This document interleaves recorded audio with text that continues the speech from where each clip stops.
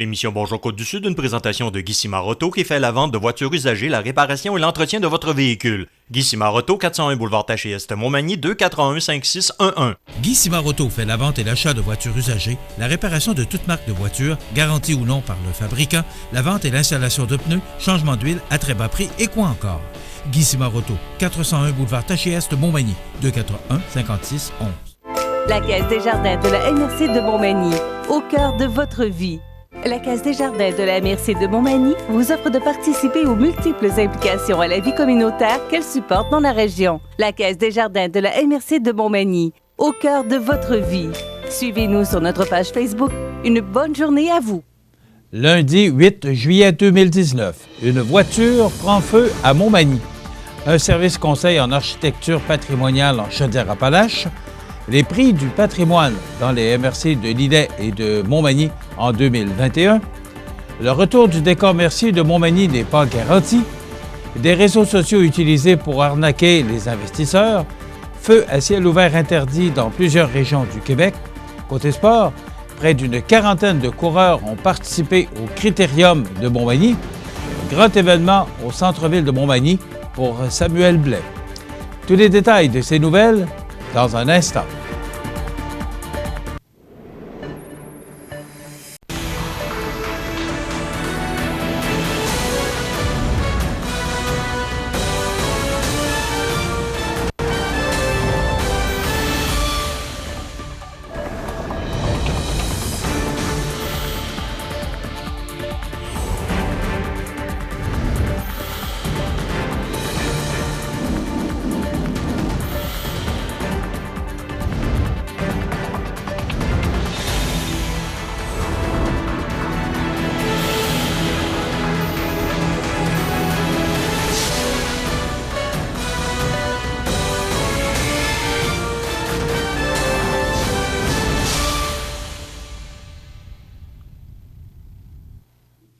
Bonjour, mesdames et messieurs.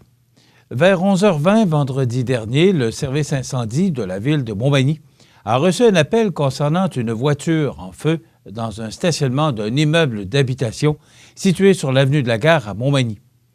À leur arrivée, les pompiers se sont rendus compte qu'effectivement, la voiture brûlait, mais que le feu ne s'était pas encore propagé à l'entièreté du véhicule. Et ces derniers ont ainsi rapidement et facilement éteint l'incendie.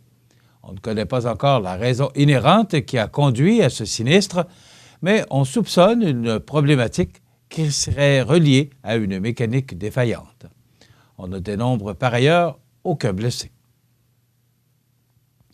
En tant que gestionnaire régional du projet, la MRC de Lotbinière est heureuse d'annoncer, par voie de communiqué, le démarrage d'un service de clinique d'architecture patrimoniale en Chaudière-Appalaches. Le projet dénommé CAPCHA sera déployé sur le territoire des 8 MRC participantes jusqu'en mars 2022. Son implantation est rendue possible grâce au soutien du Fonds d'appui et de rayonnement des régions. CAPCHA permettra aux propriétaires de maisons anciennes ainsi qu'aux comités d'urbanisme des 122 municipalités concernées d'obtenir les services conseils de la firme Marie-Josée Deschênes, architecte incorporée.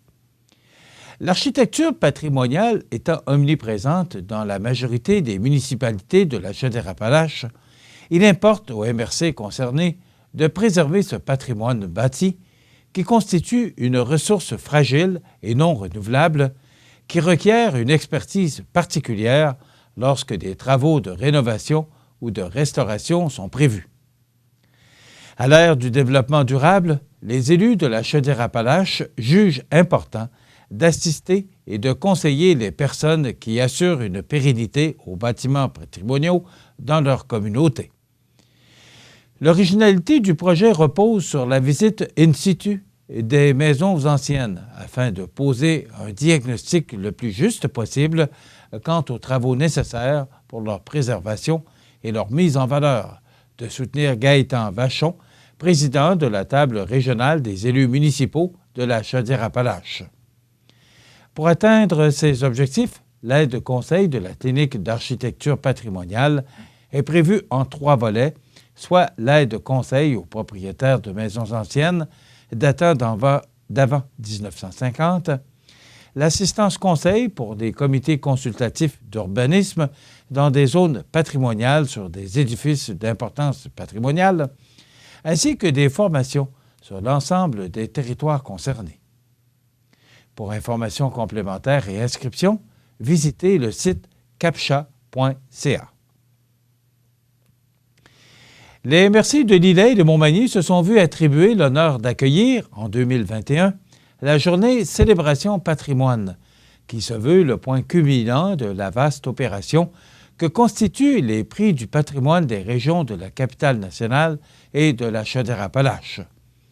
Il s'agit d'un événement unique durant lequel les lauréats des deux régions sont présentés afin de souligner leur réalisation exceptionnelle.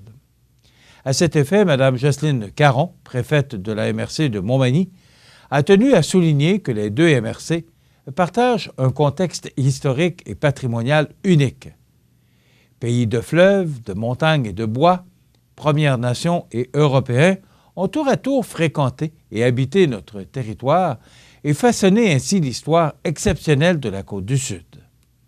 L'organisation conjointe de l'édition 2021 est donc apparue comme une évidence pour nos deux MRC. René Laverdière, préfet de la MRC de Lillet, a poursuivi en donnant des détails quant à l'événement futur. Nous pouvons, dès aujourd'hui, annoncer que le souper champêtre des prochains prix du patrimoine se tiendra à la Vigie. Ce chapiteau permanent à la charpente majestueuse rappelle notre proximité avec le fleuve. Situé à Saint-Jean-Port-Joli, ce site mettra en valeur le patrimoine de nos deux MRC. Les prix du patrimoine ont été créés grâce à une initiative de la table Patrimoine Histoire du Conseil de la culture des régions de Québec et de Chaudière-Appalaches. Ils ont pour objectif de reconnaître les réalisations et les actions en conservation et mise en valeur du patrimoine, ainsi que d'accroître la sensibilisation du public et des autorités municipales au patrimoine culturel. Les 15 MRC des deux régions, de même que les villes de Lévis et de Québec, participent à l'opération. Malgré une saison de 17 victoires et 2 défaites, et après s'être rendu en finale de la Ligue de hockey Côte-Sud, le Décor Mercier n'est pas en ce moment en mesure d'assurer son retour pour la prochaine saison. On explique pourquoi après la pause. Je suis née au Québec il y a 45 ans. À seulement 10 ans, j'avais déjà visité 27 pays. Depuis, j'ai consacré ma vie à changer le monde et à aider les femmes et les enfants. Je suis Oxfam Québec. Pour mes 45 ans, mon souhait est que nous vainquions ensemble la pauvreté. Malgré une saison de 17 victoires et 2 défaites, et après s'être rendu en finale de la Ligue de hockey Côte-Sud, le Décor Mercier n'est pas en ce moment en mesure d'assurer son retour pour la prochaine saison. C'est du moins ce qu'a confirmé le président du Décor Mercier à CMA-TV Nouvelles, Jean-François Dion, lors d'un récent entretien téléphonique. La raison de cette situation est fort simple. L'Everest, qui est responsable de la publicité des bandes à l'Aréna de Montmagny, avec qui le Décor Mercier avait une entente tacite concernant le partage des revenus publicitaires, doit encore un montant d'environ 17 000 $ au total à l'organisation de hockey senior et aux canotiers de la Ligue junior 2A. Selon nos sources, le hockey mineur de la capitale de Loi-Blanche attendrait encore également après un certain montant. Et qui plus est, toujours selon Jean-François Dion, le montant dû par l'Everest au Décor Mercier devait être payé au mois de janvier dernier, mais avait été reporté au mois de mars, pour ensuite être reporté de nouveau au mois de juin.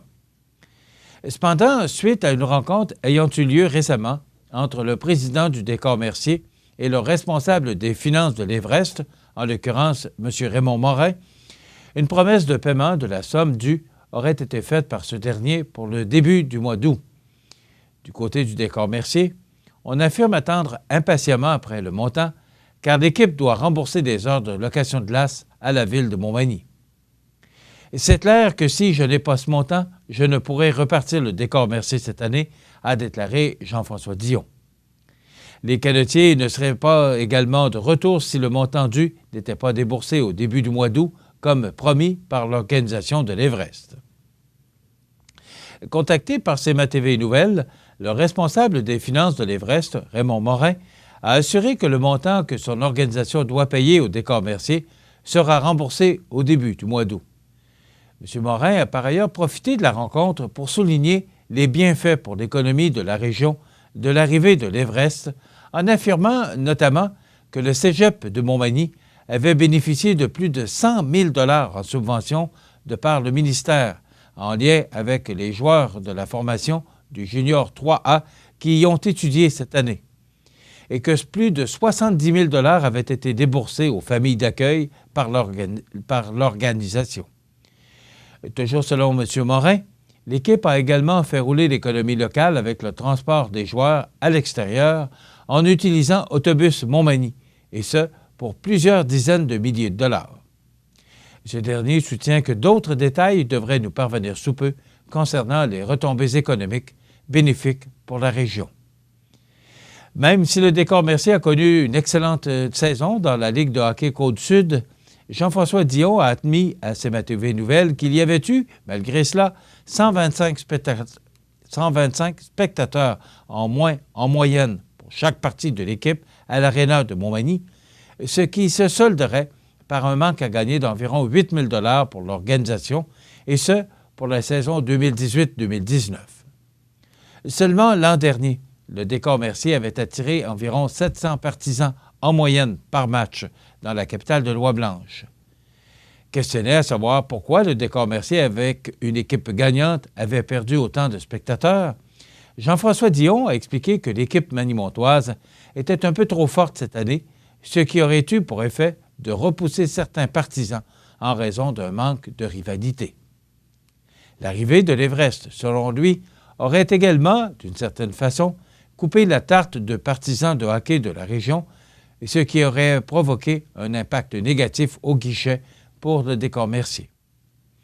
Il faut également rappeler que sur un objectif de 500 spectateurs que l'Everest s'était fixé en début d'année, il y avait 370 partisans en moyenne par match à Montmagny, ce qui a déçu le président de l'équipe, Pierre Bouffard. Ce dernier avait affirmé, lors d'une conférence de presse au mois d'avril, que le déficit de l'équipe l'Everest pour la première saison était d'approximativement de 25 000 $. Selon le Journal de Québec, les réseaux sociaux comme Facebook et Twitter peuvent permettre aux fraudeurs de piéger les investisseurs plus facilement qu'avant, préviennent des experts consultés par le journal. On est beaucoup plus fragile, en bonne partie parce que les réseaux sociaux n'aident pas, tranche Claude Mathieu, professeur titulaire à l'École de gestion de l'Université de Sherbrooke, responsable du diplôme en lutte contre la criminalité financière. Selon lui, les gens ont tendance à trop se fier à l'effet « wow » sur Internet. Les stratagèmes n'ont pas changé, mais la techno a énormément accéléré les risques, analyse-t-il. Un avis partagé par l'avocat fiscaliste associé chez Degrand-P. Chait, Martin Delisle, lequel pense que les investisseurs doivent aujourd'hui redoubler de vigilance en ligne. C'est facile et rapide de solliciter les gens pour collecter de l'information via les réseaux sociaux, soit pour de la collecte d'informations, soit pour de l'investissement, illustre l'homme qui enseigne la fiscalité au HEC de Montréal. À l'autorité des marchés financiers, on met en garde les investisseurs contre des messages frauduleux qui peuvent circuler sur Facebook et Twitter. L'AMF souligne par exemple que le stratagème de la manipulation de marché, appelé « pump and dump », peut s'alimenter grâce à ces sites. Les fraudeurs font une série de déclarations fausses ou trompeuses sur Facebook, sur Twitter, dans des blogs, explique son porte-parole Sylvain Théberge. Le chien de garde des marchés financiers ajoute que les fraudeurs des plateformes de négociation en ligne sont actifs sur des médias sociaux comme Facebook et Twitter. À la Chambre de la sécurité financière, on rappelle que la meilleure façon de se protéger des charlatans est d'appeler l'autorité des marchés financiers ou la Chambre de la sécurité financière. Les conseillers financiers ont assez d'expérience pour déceler les attrape-nigauds.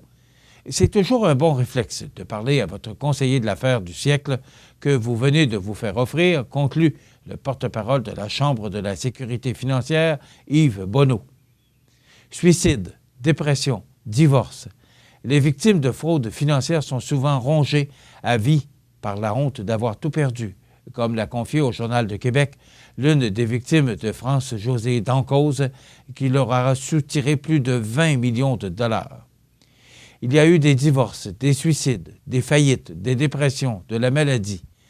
Les gens n'ont pas seulement perdu leur argent, ils ont perdu leur dignité, leur entourage et tous leurs amis, raconte la voix tremblotante, sous le couvert de l'anonymat, une victime du stratagème pyramidal à la Ponzi, orchestré par France-Josée Dancause.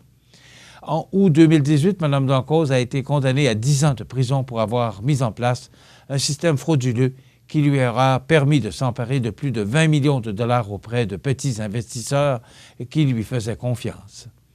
À l'époque, elle avait esquissé un sourire aux investisseurs floués présents au palais de justice de Longueuil, ce qui avait provoqué leur colère.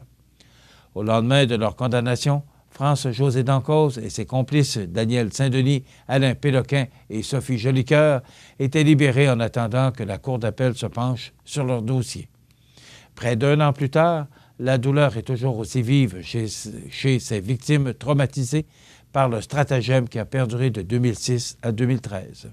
« J'ai tout perdu, j'ai perdu ma famille, ma maison, ma santé. Je n'ai plus rien », ajoute celle qui reçoit fréquemment des appels d'investisseurs ruinés, incapables d'arrêter de pleurer à l'autre bout du fil. Chez eux, la tristesse cède parfois la place à la colère. Une colère envers les fraudeurs qui les ont humiliés financièrement, mais aussi envers le système de justice qui leur laisse un goût amer.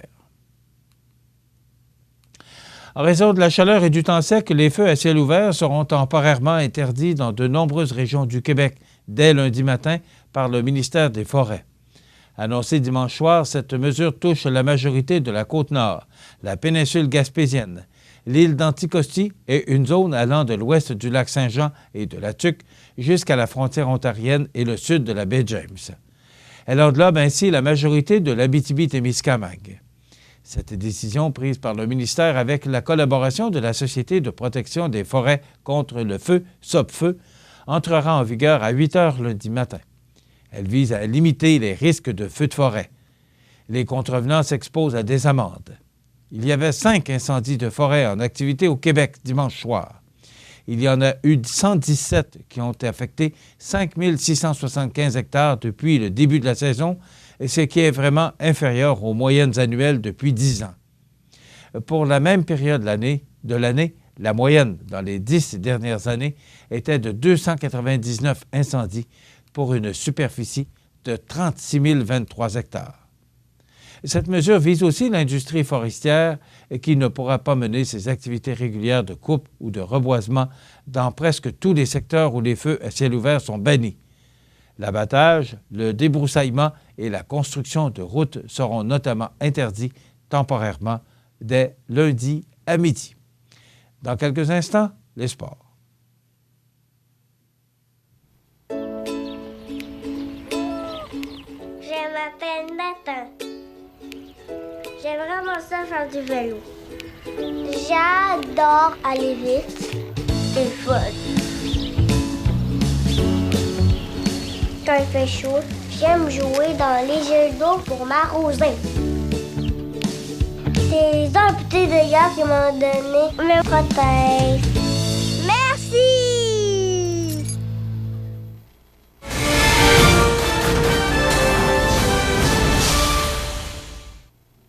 Côté sport, près d'une quarantaine de cyclistes venus de partout au Québec ont profité d'une belle soirée chaude pour offrir tout un spectacle à la centaine de spectateurs agglutinés le long du parcours dans le cadre de la 13e présentation du Critérium de Montmagny, ayant eu lieu le 4 juillet dernier. Encore une fois cette année, les compétiteurs ont répondu à l'appel en grand nombre. Je tiens également à souligner la participation de tous ceux et celles qui sont venus encourager les coureurs, de dire le directeur du service des loisirs, de la culture et de la vie communautaire, Jean-François Roy. Avec une moyenne de plus de 45 km/h, avec une pointe de vitesse à 56 km/h, Bruno Landlois a filé vers la victoire, réussissant à distancer ses poursuivants dans les derniers tours. Simon Hamel et Michel Jean ont respectivement terminé sur la 2e et 3e marche du podium final. Outre Bruno Landois, qui a enlevé les honneurs de la catégorie senior 1 et 2, Geoffroy de la Salle a terminé premier chez les seniors 3, tandis que Jean-François Dussault en a fait de même chez les maîtres 1. Par ailleurs, Nicolas Paquin a été le meilleur chez les maîtres 2 et William Toussaint a coiffé tous ses compétiteurs chez les juniors. Soulignons que plusieurs cyclistes et membres du club jeunesse de Vélomanie ont profité de la période d'échauffement pour partager le circuit avec les compétiteurs pendant de nombreux tours. Une fabuleuse expérience pour plusieurs d'entre eux. Avec le succès obtenu, il y a fort à parier que l'événement sera reconduit et qu'une 14e édition sera présentée dans les rues de Montmagny en juillet 2020. Enfin, comme annoncé récemment, Samuel Blais et la Coupe Stanley seront de passage à Montmagny le 31 juillet prochain. En raison de l'horaire serré qu'exige le transport du prestigieux trophée, un grand événement public se tiendra au centre-ville de Montmagny de midi à 15h30. Les partisans peuvent déjà prendre note qu'un défilé ainsi qu'une séance de photographie en compagnie du numéro 9 des Blues de Saint-Louis et de la Coupe Stanley sont prévus à l'horaire beau temps, mauvais temps. Toutes les informations relatives à cet événement seront annoncées dans les prochaines semaines. Voilà ce qui complète notre bulletin d'actualité pour aujourd'hui. Si vous avez des nouvelles à nous transmettre, vous pouvez le faire en communiquant avec notre salle des nouvelles au 88 241 1313 poste 226. Ou encore, vous pouvez nous écrire à nouvelles@cmatv.ca. Vous pouvez également nous suivre comme plus de 11 835 personnes le font maintenant sur la page Facebook de cmatv.ca. Vous êtes à l'antenne du réseau de télévision CMA-TV, le média le plus regardé et le plus suivi, ce qui le confirme, numéro 1 de l'information sur la Côte-du-Sud. Voilà, c'est tout pour l'instant. Dans quelques minutes, les prévisions de la météo.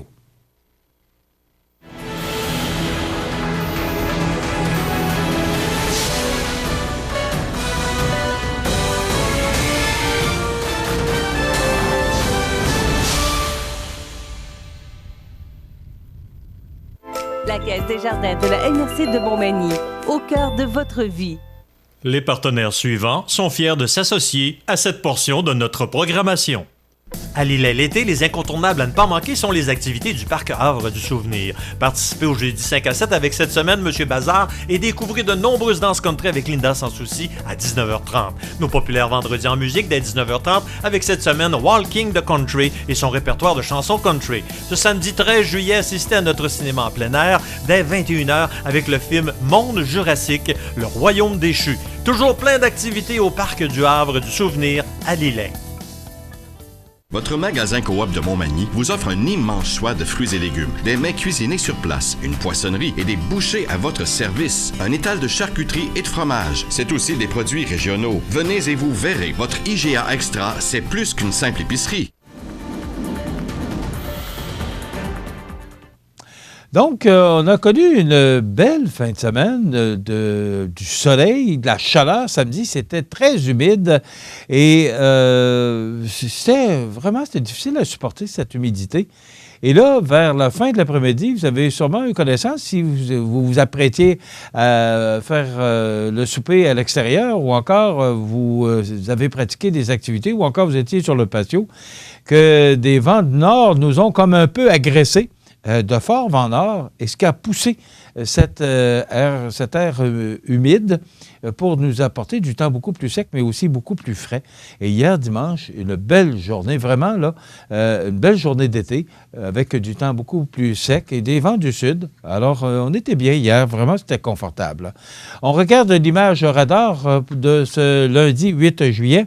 Eh bien, vous constatez comme moi que il n'y a pas de nuages dans le ciel. Oups, on vient d'en apercevoir un tout petit, là, mais je pense qu'on peut dormir sur nos deux oreilles pour aujourd'hui. Ce sera du soleil avec des vents devenant du sud-ouest à 20 km/h et des rafales à 40 km/h en mi-journée. Maximum de 25, facteur humidex 28 degrés pour aujourd'hui. L'indice UV est de 7 ou élevé. Ce soir et la nuit prochaine, quelques nuages, minimum de 15. Mardi, généralement ensoleillé avec un maximum de 27 degrés. L'indice UV sera de 7 ou élevé. Pour la nuit de mardi à mercredi, ciel dégagé, minimum de 17 degrés. Pour mercredi, alternance de soleil et de nuages avec un maximum de 24 degrés pour Montmagny-Lillet et de Kamouraska pour 23 degrés. Pour la nuit de mercredi à jeudi, passage nuageux, minimum de 17 degrés. Pour jeudi, alternance de soleil et de nuages avec un maximum de 26 degrés, cependant 23 pour Kamouraska. Dans la nuit de jeudi, parce que là, vous allez voir, et vous le voyez sur le tableau, là, que les nuages arrivent en après-midi, ce qui pourrait nous apporter du temps nuageux et 70 % de probabilité d'averse au cours de la nuit de jeudi à vendredi, avec un minimum quand même chaud de 19 degrés.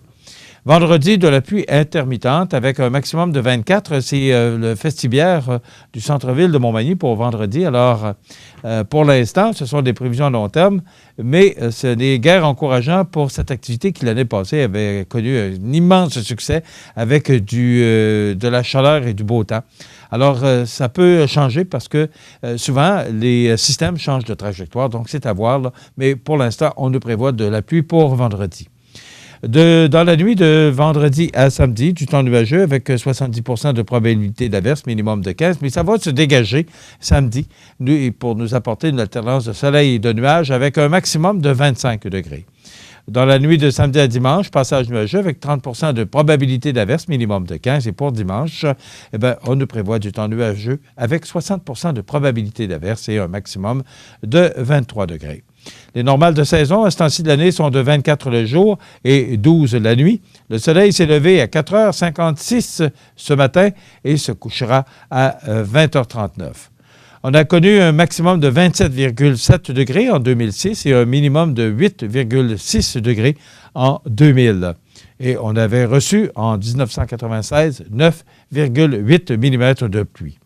Hier, 24 degrés a été enregistré par Environnement Canada à Montmagny et 8,6 degrés enregistrés au cours de la nuit dernière. La pression barométrique est à 101,4 kPa. La tendance est à la hausse.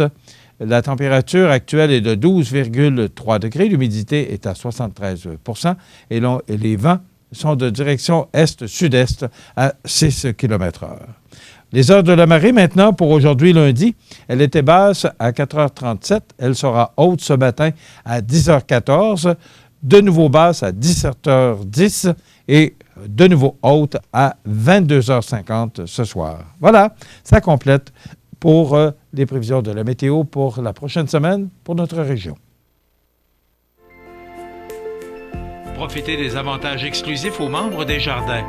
Visitez le www.desjardins.com pour les découvrir. Les Caisses Desjardins de la région vous souhaitent bonne journée. La résidence funéraire Boulanger vous propose une gamme complète de services personnalisés afin de répondre à tous vos besoins en matière de funérailles. Nous vous fournissons des installations et des services innovants qui répondent aux besoins en évolution des familles d'aujourd'hui. Nous prenons soin de tout afin que vous puissiez vous concentrer sur ce qui est le plus important, votre famille, vos amis et vous-même. Salon funéraire complètement rénové pour votre plus grand confort, grand stationnement, facilité d'accès. La résidence funéraire Boulanger, pour bien faire dans la dignité.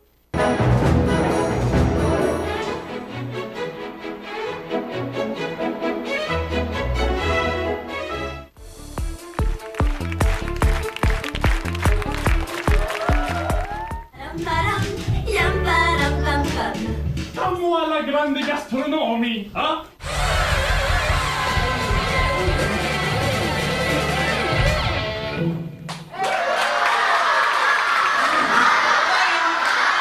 Vous regardez cmatv.ca. Les anniversaires IGA vous sont présentés par votre magasin Coop IGA Extra de Montmagny, qui vous rappelle que bien manger, ça commence dans votre magasin Coop IGA Extra de Montmagny. Venez vivre la différence à votre magasin Coop IGA Extra de Montmagny. C'est lundi, le 8 juillet 2019 et c'est le temps de souhaiter bon anniversaire à nos jubilaires de ce lundi 8 juillet. D'abord, c'est l'anniversaire aujourd'hui. Je ne sais pas si ce sont des jumeaux ou c'est comme ça. Ils sont nés un 8 juillet, mais souvent, ce sont des jumeaux. Alors, Sylvain et Simon Fortin, c'est leur anniversaire aujourd'hui. C'est votre père Raymond Fortin qui nous a téléphoné ce matin. Alors, bon anniversaire Sylvain et Simon Fortin en ce 8 juillet. Bon anniversaire à Nathalie Rochette. Elle est de Lévis.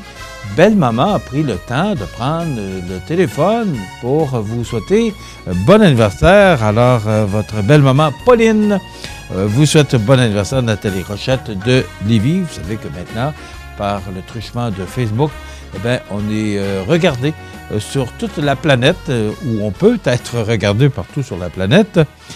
C'est l'anniversaire aujourd'hui, 8 juillet, à Cécile Mercier. C'est de la part de son amie Marlène.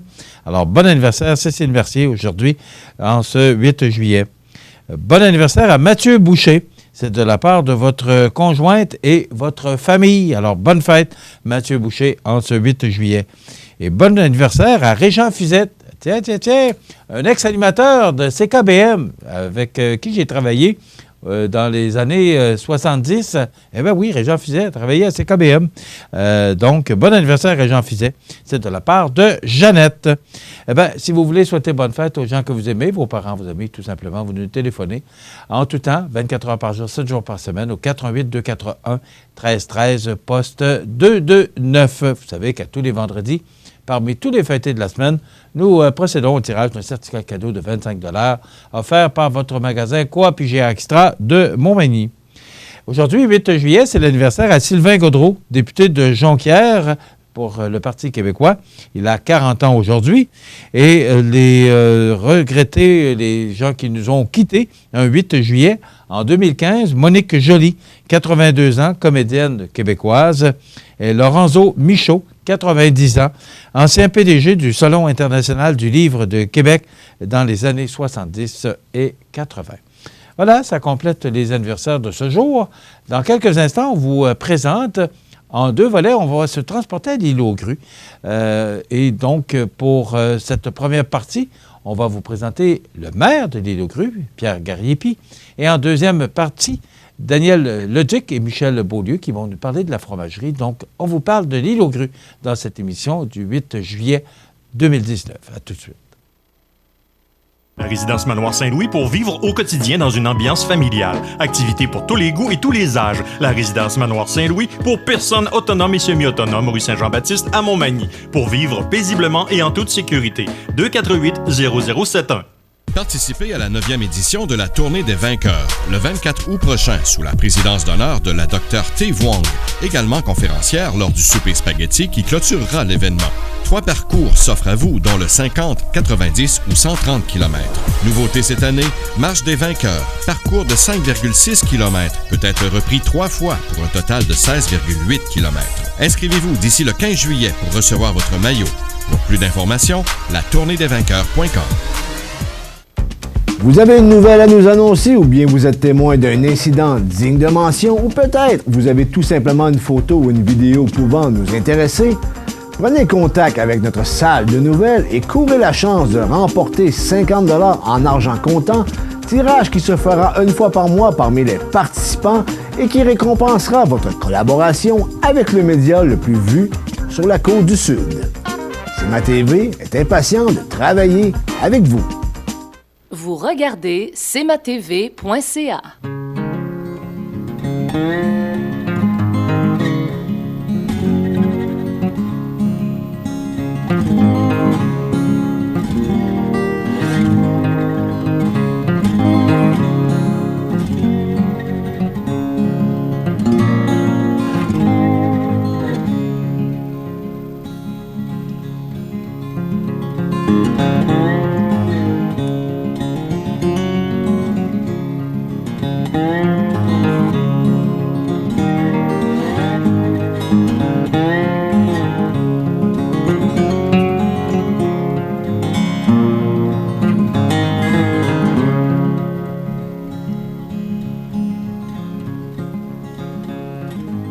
Alors, j'ai le plaisir d'être à l'île aux Grues. Regardez comment c'est beau. Regardez la magnifique vie. Et à voir le maire de l'île aux Grues, Pierre Gariepi, bonjour. Bonjour, c'est Montmagny. Bienvenue à l'île. Bien, merci de nous recevoir.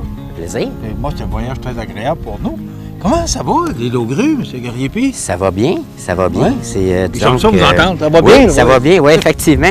C'est sûr, comme tous les petits villages, on a des fois nos petits problèmes, c'est normal, mais quand on parle du côté que ça va bien, disons qu'il y a eu une belle émission qui a passé à la télévision il y a 1 an et demi, 2 ans pour à la recherche d'un agriculteur. Ça nous a fait énormément de publicité. Et puis l'année passée, on a battu des records en tourisme. On a eu 20 000 touristes à l'île aux Grues l'année passée. 20 000 touristes, oui. Donc, qu'est-ce qui attire le plus de monde, le plus de touristes? Parce qu'il y a beaucoup de choses à voir. Oui. Mais qu'est-ce que particulièrement qu'attire le tourisme sur l'île aux Grues? Je vous dirais principalement, beaucoup de gens viennent ici pour la fromagerie. Bon, la fromagerie de l'île, ils veulent venir acheter leur fromage, voir. Il y en a beaucoup qui pensent qu'ils peuvent visiter, malheureusement. Comme vous avez vu à l'intérieur, c'est tout vitré. Donc, on ne peut pas visiter, on peut voir comme ça, mais il y en a qui pensent qu'on peut visiter. Ça, c'est vraiment c'est des règles. C'est des règles de la fabrication. C'est des gènes. Non, c'est les règles, je pense, gouvernementales. Puis c'est correct comme ça. Mais les gens veulent venir pour ici voir la fromagerie. Les gens veulent voir les paysages, les gens veulent visiter l'église, les gens veulent, l'automne ou le printemps, voir les oies. On a les oies tout près ici, là, quand Marie-Haute, les oies sont tout près ici. Beaucoup d'observations de la nature. Qu'est-ce qui attire autant de monde pour l'église? Bien, l'église, au Québec, les gens, on le sait, aiment voir les églises, les cathédrales, ces choses-là. L'église date de 1888, donc on parle de quoi, 120, 130 ans. C'est une église qui est en bois aussi, qui est quand même très belle aussi. Et il y a encore des offices, là? Oui, il y a des offices. Malheureusement, pas comme on voudrait, parce que, on dit la population... On manque de monde un peu pour faire la messe. C'est ça, effectivement. Donc, le curé, le prêtre traverse par avion une fois ou 2 semaines, il peut faire ses messes le dimanche, et puis ça dure tout l'hiver, puis ça dure aussi tout l'été. Et puis, en plus, on a des mariages à l'île aux Grues. Tantôt, me posait la question, ça va bien à l'île? Oui, ça va bien. Justement, l'église sert pour des mariages. Cette année, il y a un mariage civil à date, puis un mariage à l'église qui s'en vient, je crois, au mois de juillet. Avez-vous eu l'expérience de célébrer? Est-ce que c'est... Non, j'ai eu l'expérience moi-même d'être le personnage principal dans le mariage. Donc, OK, c'est vous qui vous êtes... C'était mon tour la semaine passée, effectivement. Félicitations. Merci. Mais comme maire, est-ce que vous avez eu l'occasion d'officier comme... Non, j'ai pas eu l'occasion. Okay. Donc, ça prend... Je l'ai vécu lors de mon mariage la semaine passée. Je pense que ça prend vraiment des qualités pour le faire aussi. Okay. On va laisser le travail à d'autres. Bon. Donc, au niveau touristique, une belle année 2018. Une belle année. Alors, ça veut dire que 2019, il y a encore de l'espoir. Oui. Et vous parliez de mariage, et là, il y a du monde qui viennent demeurer ici parce que, exemple, la fromagerie de l'île aux Grues, qui recherche du monde pour des emplois. Donc, il y a des gens qui s'en viennent demeurer ici. Vous me disiez que contrairement à beaucoup de municipalités que la population diminue, vous, ça augmente. Nous, ça l'augmente. Et puis, c'est pas votre remède miracle, ça? On est quand même chanceux. Nous, on augmente de 4 % par année. Donc, on est une centaine d'habitants, donc 4 nouveaux habitants par année. Ça veut nouveaux que c'est citoyens. Rare, oui. J'en parle à mes confrères, puis ils sont tous très jaloux de nous, mais bon. Okay. Qu'est-ce qui amène des gens à venir rester, M. Le travail, principalement, le travail. Il y a deux styles de gens qui vont venir demeurer ici à l'île aux Grues. Il y a les gens qui sont quand même plutôt jeunes ou en début trentaine, quarantaine, qui viennent ici pour travailler. Puis il y a des gens à la retraite ou en semi-retraite qui veulent venir passer leur retraite ici, qui ont déjà soit une maison secondaire ou quelque chose, qui s'achètent quelque chose ici. Donc déjà cette année, en 2019, dans les 5 premiers mois, on est déjà rendu à 3 nouveaux résidents cette année. Donc ça va bien là-dessus, on est très contents parce que la population augmente. T'sais, malheureusement, ici à l'île, je pense que tout le monde le voit, la population est vieillissante. Donc c'est sûr qu'il y a des... Comme partout ailleurs, c'est ça. C'est ça. Puis, sauf qu'ici, nous, on n'est pas équipés avec des endroits pour héberger les gens plus âgés, donc ils sont obligés de quitter l'île. L'hiver, ils ont un petit peu de peine, ils ont peur, donc ils vont quitter l'île. Donc, c'est des gens qui quittent l'île pour l'hiver, qui reviennent passer l'été ici. C'est des gens, lorsqu'ils quittent l'île, c'est une perte en citoyen pour nous. Puis là, il y a des nouvelles personnes qui arrivent. Donc, ça fait... Parce qu'on a besoin de payeurs de taxes oui, aussi. Oui, bon, effectivement. Vous avez des projets? On a des projets, des beaux projets ici à la ville qui sont en cours. On a un, entre autres, qu'on est en train d'élaborer un plan pour bâtir un garage municipal, appelons ça un garage municipal, pour mettre tous les véhicules d'urgence qu'on a ici à notre possession directement sur le site de l'aéroport. Donc, il va servir autant pour un incident à l'aéroport, autant pour nous. Donc, que ce soit notre véhicule de pompiers, premier répondant, que ce soit le véhicule de la Sûreté du Québec, de police. Est-ce que vous avez tous ces véhicules-là On a tous les véhicules ici, sauf que là, exemple, pour le véhicule de pompier, le camion de pompier qu'on a ici, bien, s'il arrive un incident, bien, il traverse de l'autre côté de Montmagny par avion.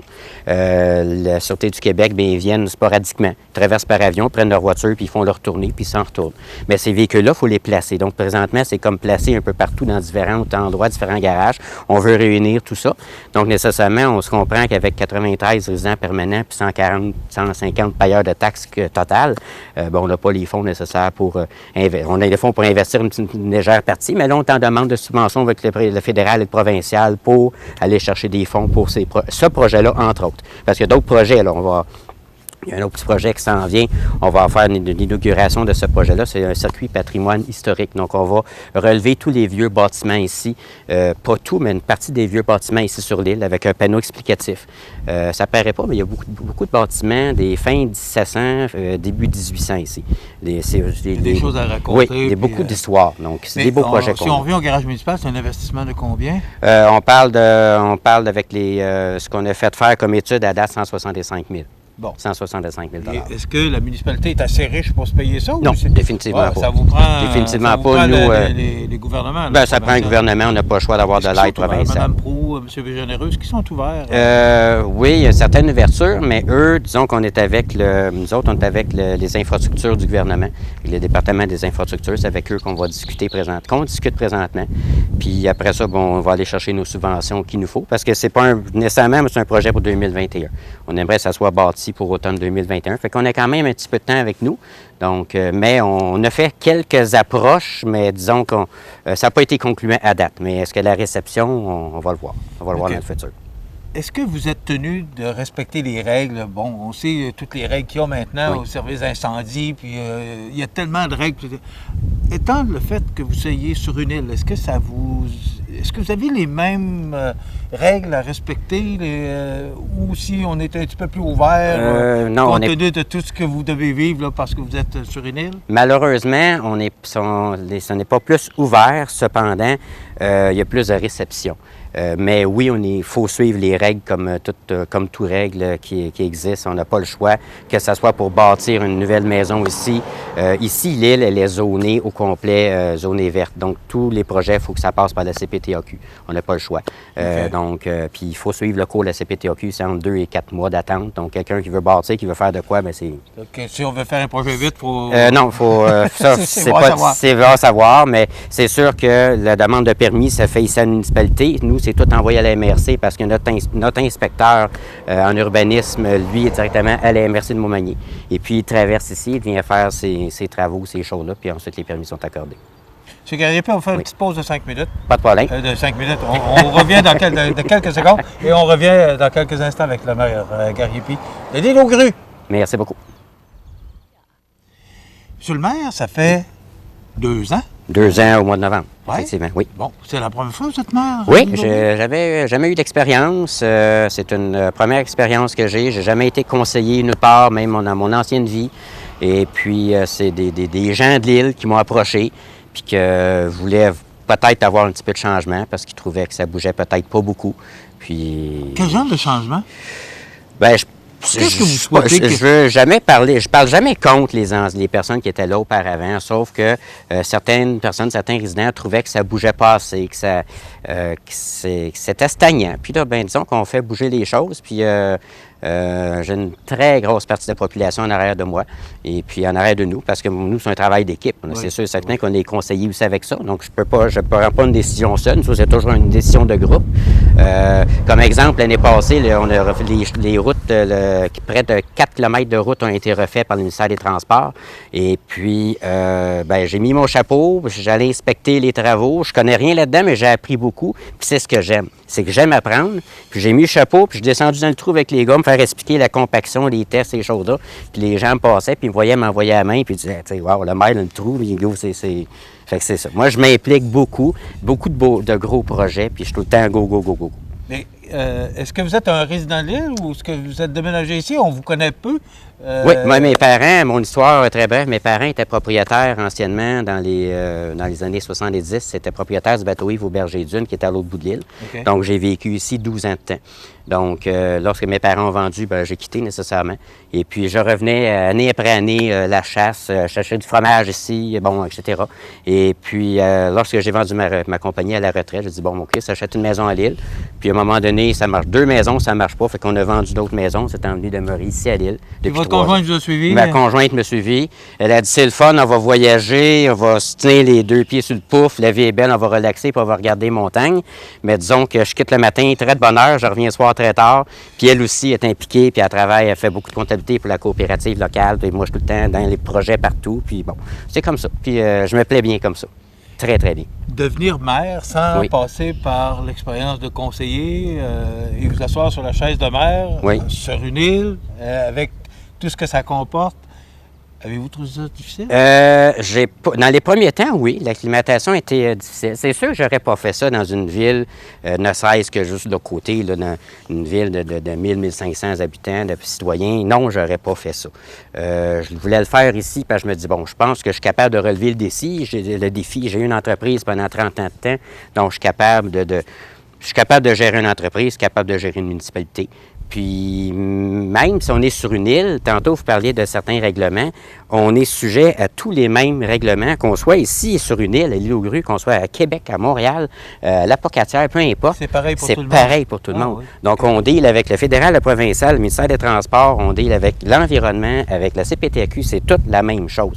Donc, la seule différence ici à l'île aux Grues, c'est que comparativement à une grosse municipalité, c'est qu'il y a une équipe de personnes qui travaillent sous nous. Donc, nous, on fait quelque chose, puis les gens, ça déboule par en bas.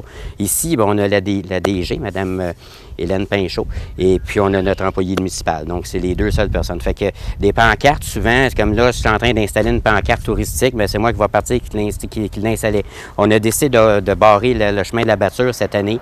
Bien, c'est moi qui ai installé personnellement moi-même les pancartes. Tu sais, on fait beaucoup de travail manuel, ce que je ne ferais pas ailleurs. Mais je ne me serais jamais présenté ailleurs parce que je ne sais pas. Là, on va faire l'expérience aussi, puis à date, j'aime bien ça. On a des beaux projets. Après 2 ans, vous êtes content? Oui, content, très satisfait. Oui. La population est en arrière de nous autres, ça va bien, puis on a beaucoup de plaisir à faire ça. Je ne le fais pas à contre-cœur. Mais vous parlez, puis vous semblez très heureux de le communiquer aussi. Oui, effectivement. Ça transpire. J'aime ça faire ça, j'aime ce travail-là. Mais c'est sûr que quelqu'un qui a un emploi à temps plein ne peut pas se permettre de faire ce que je fais, c'est-à-dire la coopérative, la mairie, ne peut pas tout faire en même temps. Il faut investir quand même du temps. Puis j'ai du temps de disponible, donc ça me fait plaisir de l'offrir. Puis j'appelle ça redonner au suivant. Puis je pense à date, on donne bien. M. Gariepi, ça a été un plaisir de vous rencontrer. Merci beaucoup. Puis viendrez nous voir en studio lorsque vous pouvez traverser. Puis si vous avez des bonnes nouvelles, quand votre garage municipal sera annoncé, faites-le nous savoir, ça va nous faire plaisir. Bien, merci de m'avoir reçu. Bien gentil. Voilà, M. Pierre Gariepi, qui est maire de l'île aux Grues. Alors, ça complète. Habitation Monseigneur Deschênes, une résidence privée pour aînés située au cœur de Montmagny. Personnel complétant en service 24 heures sur 24. Infirmière, entrée sécuritaire contrôlée et bien plus. Habitation Monseigneur Deschênes à Montmagny, pour vivre en toute quiétude. Accent Meubles à Montmagny pour le choix de vos meubles, accessoires ou électroménagers. Accent Meubles à Montmagny, service de livraison sur toute la rive sud de Québec. Accent Meubles, 190 Taché Ouest Montmagny, 418 248 44 44. La nouvelle positive, présentée par Structurex, fabricant de poutrelles, murs et chevrons, 100 rue principale Saint-Pierre de la Rivière-du-Sud. Structurex, c'est un fabricant de structures à ossature de bois de tout genre, pour construction de maisons, chalets, garages, agrandissements. Structurex est le seul fabricant à posséder une presse à chevrons dans la région. Structurex à Montmagny, 418 248 3999. Alors, la nouvelle positive pour aujourd'hui, c'est la Société de développement industriel de Saint-Pamphile qui a invité les représentants des médias et les acteurs du milieu le 17 juin dernier pour souligner le début officiel des travaux de construction du 2e motel industriel qui sera situé dans le nouveau parc industriel La Relève à Saint-Pamphile. Concrètement, les installations de ce motel industriel permettront aux entreprises de bénéficier de locaux à des prix avantageux afin de favoriser leur développement au cours de leurs premières années d'existence ou d'une période d'expansion importante. Nous sommes très fiers d'offrir ces locaux aux entreprises de la région, nous le savons, suite au démarrage d'une entreprise ou lors d'une période d'expansion, les ressources sont souvent trop restreintes pour investir dans l'acquisition de terrains et de bâtiments. Le modèle industriel leur permettra non seulement de concentrer leurs énergies sur leurs produits et leurs services, mais aussi d'établir des bases solides pour la poursuite de leurs activités, d'expliquer Mme Véronique Gagnon, présidente de la Société de développement industriel de Saint-Pamphile. Un merci tout spécial aux membres du conseil d'administration de la SODISPA a été adressé, sans qui ce projet n'aurait pu voir le jour. Ce projet représente également un avantage pour notre municipalité. Il s'agit d'une belle façon de dynamiser les activités industrielles sur notre territoire et d'attirer des entreprises, d'ajouter Mario Leblanc, maire de Saint-Pamphile. D'ailleurs, M. Leblanc remercie le comité de la SODISPA de leur implication au développement industriel et économique et rêve de voir s'établir, dans un avenir rapproché, une nouvelle entreprise dans ce parc. La construction offrira aux entrepreneurs des bâtiments aménagés avec portes de service et portes de garage industrielles pouvant s'adapter afin d'accueillir une grande diversité d'entreprises. Le motel proposera ainsi 100 pieds carrés de plancher pouvant être divisés en 2 locaux de 50 par 100 pieds. Chaque local sera équipé d'une entrée et d'une salle de bain indépendante. De plus, la SODISPA accompagnera les locataires pour la construction de leurs propres locaux dans le parc industriel La Relève, le moment venu. Ce nouveau bâtiment, qui sera situé au 1 rue Juliette Dupont, à l'intérieur du parc industriel La Relève à Saint-Pamphile, a été rendu possible grâce à plusieurs partenaires financiers importants. Desjardins a remis 150 000 $ pour la réalisation de ce projet, une aide précieuse qui provient du fonds de 100 millions de dollars créé en 2016 par Desjardins. Ce fonds a comme mission d'être un levier financier permettant au mouvement Desjardins de valoriser la distinction coopérative, de renforcer son rôle de leader socio-économique afin, notamment, de soutenir des projets pour les membres, des projets porteurs pour les membres, les communautés et les régions. En plus, la Caisse Desjardins du Sud de l'Îlet et des Hautes-Terres s'implique à raison d'un montant de près de 50 000 $ dans ce projet collectif qui cadre tout à fait dans la mission de Desjardins Coopérative, engagée et impliquée dans sa collectivité. La municipalité de Saint-Pamphile est partenaire depuis les tout débuts dans ce projet par le prêt de ressources humaines qui fait le lien entre les intervenants et s'assure du suivi des dossiers de cet organisme à but non lucratif qu'est la SODISPA. La MRC de l'Îlet a été impliquée aussi dans le cadre du Fonds de développement des territoires pour une aide financière de 35 000 $. Donc, une belle nouvelle, la Société de développement industriel qui a annoncé l'arrivée de ce parc, ou de ce motel industriel dans le parc industriel La Relève à Saint-Pamphile.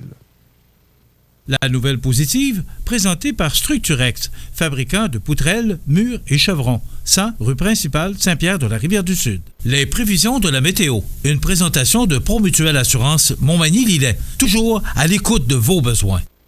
La météo est présentée par Promutuelle Assurance Montmagny-Lillet, où des professionnels de chez nous sont heureux de répondre à tous vos besoins en assurance.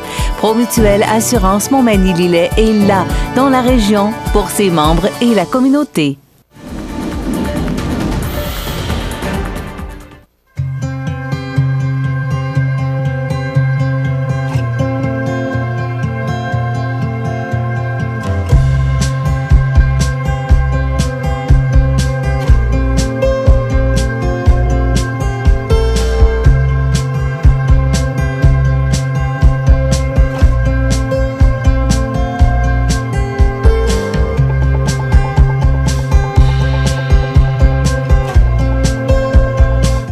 Les partenaires suivants sont fiers de s'associer à cette portion de notre programmation.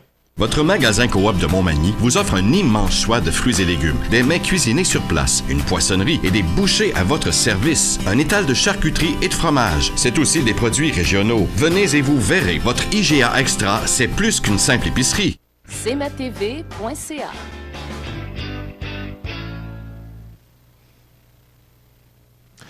D'abord, c'est vendredi dernier, j'ai rencontré des gens dans un endroit public et il y a une dame qui m'a fait part, qui me disait que on avait de la difficulté à entendre le son, que le son était faible. On a vérifié et vérification faite, tout est correct. Il faudrait peut-être vérifier de votre côté, peut-être votre téléviseur, parce que de notre côté, pour s'assurer là, que tout est conforme. On a vérifié. Puis on a vérifié en écoutant aussi d'autres stations de télévision sur le câble pour s'assurer là, que le son était correct, que le volume du son était correct. Donc, peut-être vérifier de votre côté votre téléviseur pour vous assurer là, que tout est conforme. Je vais essayer de parler un petit peu plus fort. Dans l'actualité aujourd'hui, les routes fissurées, c'est fini en Ontario. Ce matin, on apprend dans le Journal de Québec que, fatigué de voir du pavage flambant neuf craquer après 3 ans, la province de l'Ontario a pris le taureau par les cornes en 2017 et a mis en place une série de nouvelles exigences qui feront des jaloux chez les automobilistes québécois. Fini l'asphalte usagé ou des restants d'huile à moteur usé qui se trouvent dans des pavages flambant neufs en Ontario. Pas flambant neuf, flambant neufs.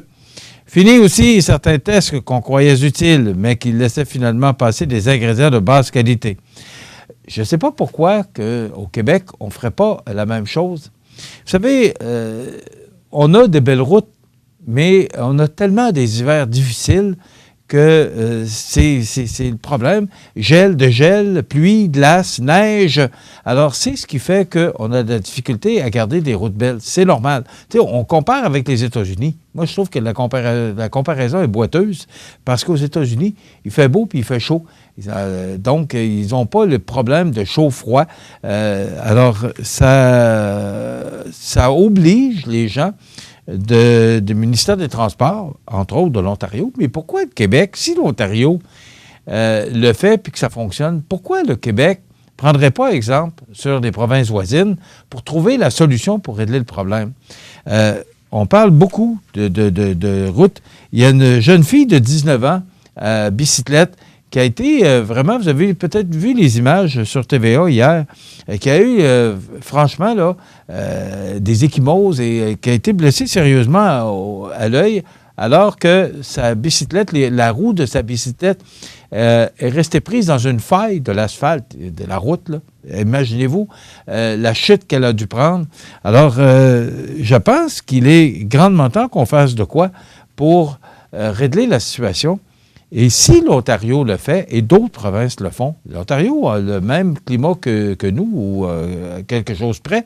Alors pourquoi que l'Ontario, qui prend des mesures pour avoir un pavage, une asphalte qui est beaucoup plus durable, pourquoi on ne ferait pas la même expérience chez nous avec le ministère des Transports? Est-ce qu'on prendrait exemple où on est bien plus fin que l'Ontario, nous autres, on va continuer ça de même. Mais on sait que ça coûte une fortune et qu'on ne règle pas le problème parce qu'à chaque année, c'est à recommencer. Donc, espérons qu'on va finir par trouver une solution. Hier, c'est un fait inusité, là. Des tonnes de pommes qui ont été transformées en purée par les automobilistes hier à la suite du renversement d'un camion survenant à l'angle des autoroutes 10 et 30 à Brossard. L'accident s'est produit aux environs de 13h30 sur la voie d'accès menant de la 10 vers l'autoroute 30. Le ministère a déployé du matériel spécialisé pour nettoyer l'autoroute parce que vous savez que des pommes écrasées, c'est glissant. Alors, il a fallu, écoutez, c'est des tonnes de pommes renversées sur le pavage, là. Donc, il a fallu trouver du matériel spécial pour nettoyer la chaussée, pour enlever l'effet glissant, pour pas qu'il y ait d'accident. Alors, c'est un peu inusité que ce genre d'événement. Donc, un camion de pommes qui s'est renversé sur l'autoroute, à la jonction de l'autoroute 10 et l'autoroute 30, qui a provoqué une chaussée de confiture de pommes. Donc, il y a toutes sortes de choses qui se passent un peu partout dans notre beau Québec. Et parlant de choses, c'est horrible ce qui s'est passé encore. C'est encore une fois de trop. Un bambin mort noyé dans la piscine familiale. Un garçon de 4 ans qui est mort noyé hier après-midi à Laval sous les yeux horrifiés des membres de sa famille qui ont retrouvé son corps inerte dans la piscine hors terre familiale. Et à chaque année, et on dit que ce serait le 29e drame de telle sorte, là, de noyade. Et à chaque fois, vous savez, il y a tellement de mesures aujourd'hui qu'on doit prendre lorsqu'on installe une piscine hors terre. Peu importe que ce soit une piscine hors terre, piscine creusée, on doit prendre des mesures de sécurité incroyables. Et je suis entièrement d'accord. J'en ai eu une piscine et franchement, on avait mis, puis on avait des enfants. Alors, on avait fait le nécessaire là, pour s'assurer toute la sécurité pour ne pas vivre un drame comme celui-là. Et encore, ça survient. Puis en plus, c'est que les gens étaient près de la piscine. Comment tout ça a pu se passer? Alors, c'est une tragédie. Imaginez-vous perdre un enfant de 4 ans de telle façon, de telle sorte. On est avec la famille là-dedans, ça n'a pas de bon sens. Et on nous informe ce matin qu'il y a plus de 2000 orphelins de Duplessis qui sont déboutés. Le tiers des demandes d'indemnisation formulées par des orphelins de Duplessis en vertu d'une entente conclue avec Québec en 2001 a été rejeté au fil des ans, a appris le réseau de TVA. Les orphelins de Duplessis, ces milliers d'enfants placés dans des institutions psychiatriques entre 1940 et 1970 ont été victimes de maltraitance. Ils ont accepté le 30 juin 2001 une offre d'indemnisation de 25 000 $ pour les sévices physiques et psychologiques qu'ils ont subis. 18 ans plus tard, 6 510 demandes d'aide financière ont été reçues par Québec. Du nombre, 2092 ont été refusées. Voilà, c'est principalement ce qu'on retrouve. Il y a bien d'autres sujets, mais principalement, c'est ce qu'on retrouve dans l'actualité de ce matin. On s'arrête dans quelques instants. On vous propose une autre tournée sur l'île aux Grues en compagnie de Daniel Leduc et de Michel Beaulieu de la fromagerie de l'île aux Grues. La résidence funéraire Boulanger vous propose une gamme complète de services personnalisés afin de répondre à tous vos besoins en matière de funérailles. Nous vous fournissons des installations et des services innovants qui répondent aux besoins en évolution des familles d'aujourd'hui. Nous prenons soin de tout afin que vous puissiez vous concentrer sur ce qui est le plus important, votre famille, vos amis et vous-même. Salon funéraire complètement rénové pour votre plus grand confort, grand stationnement, facilité d'accès. La résidence funéraire Boulanger, pour bien faire dans la dignité. Veuillez prendre note qu'aujourd'hui, il n'y a pas d'avis de décès. Vous regardez cmatv.ca. Vous savez, lundi, le 6 mai dernier, Daniel Leduc, directeur principal de la fromagerie, est venu à nos studios, nous jaser un peu de tout ce qui se passe avec la fromagerie. Absolument. Et j'ai fait la promesse qu'on se rendrait à la fromagerie de l'île aux Grues pour voir les fromages, puis jaser fromage. Puis... Promesse faite. Promesse Daniel Leduc, bonjour. Merci beaucoup, M. Montminy. C'est gentil de nous venir. Et journée magnifique, belle journée de printemps avec un beau soleil. Oui. Puis on s'attend que ce soit comme ça tout l'été, j'espère. C'est sûr que je dois vous mentionner que cette entrevue-là est réalisée le lundi 27 mai. Oui. 3 semaines plus tard. Alors, exact. C'est ce qu'on appelle tenir ses promesses. Exact. Et alors, merci de nous recevoir chez vous. Bien, bienvenue. Bienvenue. Et on a Michel Beaulieu. Bonjour. Michel, qui est une excellente chanteuse, mais aussi, qui est, c'est vous qui vous occupez des ventes locales. Oui. Vous êtes ambassadrice et dégustatrice. Oui. Alors, merci de nous recevoir, puis merci d'être là. Merci d'être là, oui. Bon, moi je me souviens, le tournoi de la Chambre de commerce dont j'étais président d'honneur l'an passé, tout le monde arrêtait au kiosque de la fromagerie de l'île aux Grues et plus personne ne voulait jouer, tout le monde voulait manger les fromages de l'île aux Grues. Vous allez revivre ça encore cet été parce qu'on sera effectivement au tournoi Simon Pinchot, on sera au tournoi également de la Chambre de commerce. Et puis on invite évidemment tous les joueurs, ceux qui participent, de venir nous redécouvrir à nouveau nos fromages. Bon. Les gens, cet été, belle invitation. C'est l'occasion qu'on a les amis de CMA-TV qui sont là. Michel s'est tout à fait présenté.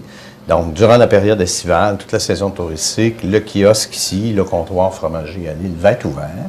Et Michel et son équipe, en fait, ils sont en équipe ou en rotation. Ils sont 3 personnes pour accueillir la clientèle ici à la fromagerie, vivre l'expérience fromagère, goûter au fromage, être capable de manger de la fondue, profiter du gazebo à l'extérieur. Et les raclettes cette année. On fait les raclettes aussi cette année. On fait des raclettes cette année. On a du fromage à cuire. On a le canotti qui est excellent avec les raclettes. Et puis également la tome. Donc, on va offrir aux gens de pouvoir donner l'équipement, les fromages, et eux vont porter leur viande, leurs légumes.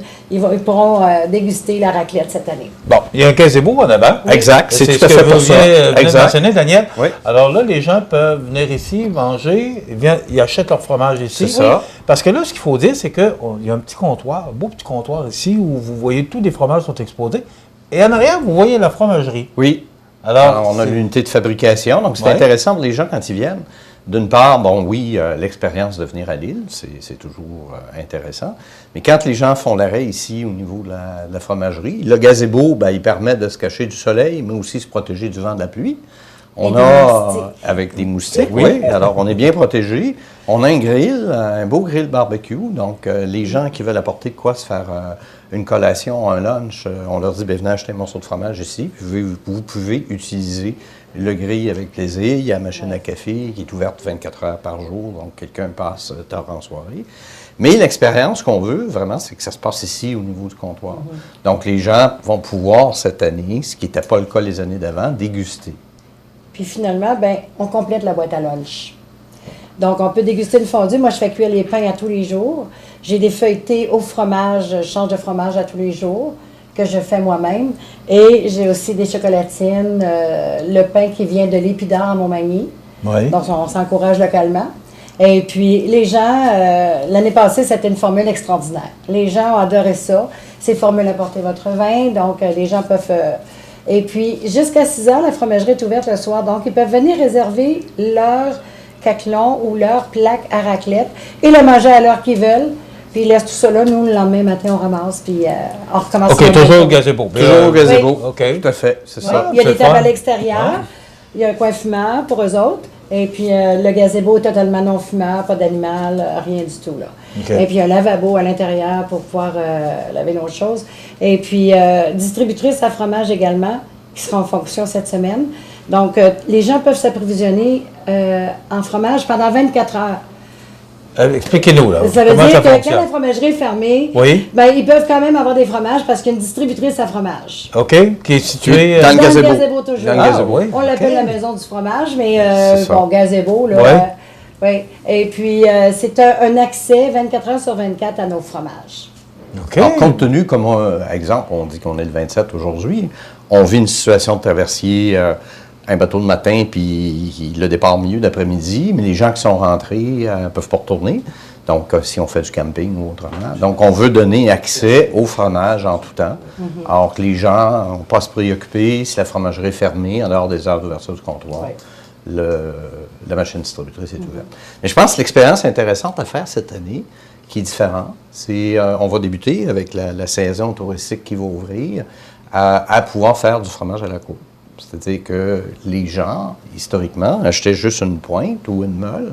Là, on va pouvoir vraiment faire goûter le produit, comme on vit l'expérience quand on va dans une boutique, un comptoir fromager à Québec ou à Montréal. Donc, on va toujours avoir une dégustation. Oui, parce qu'on ne faisait pas les dégustations, on n'était pas équipés pour pouvoir le faire. Donc, il y a une question de réglementation pour pouvoir découper. En fait, le comptoir est réglementé, même principe que si on était une fromagerie au détail dans le Vieux-Québec, quelque part.